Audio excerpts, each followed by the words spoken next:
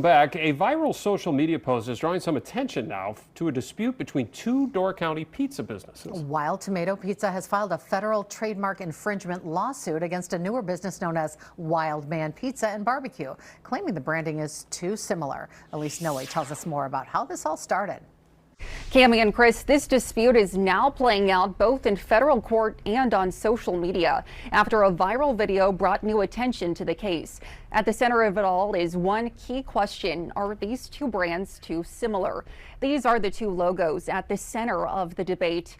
In its lawsuit, Wild Tomato says it holds trademark rights to its Wild Tomato branding and related wild marks, as well as a logo described as a scowl-eyed head with spiky hair.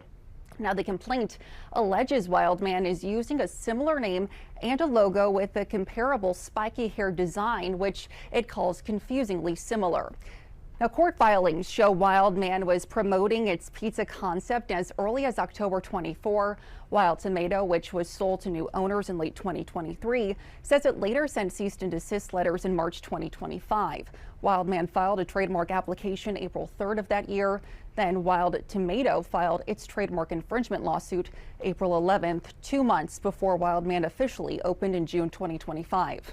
Now, the complaint seeks monetary damages, including claims related to branding and potential customer confusion.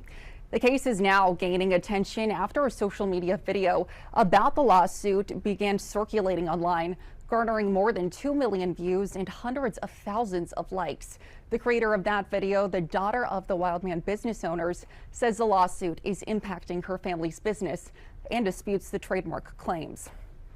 Wild Tomato then responded in a statement posted to social media saying in part, quote, "We want to clarify that the video reflects only one perspective and does not represent the full context of the situation. Out of respect for the process and everyone involved, we do not believe social media is the appropriate place to debate or resolve matters like this," end quote. A court hearing is scheduled for June 15th. Coming up tonight at 10, we'll hear from both sides and take a closer look at how this all developed.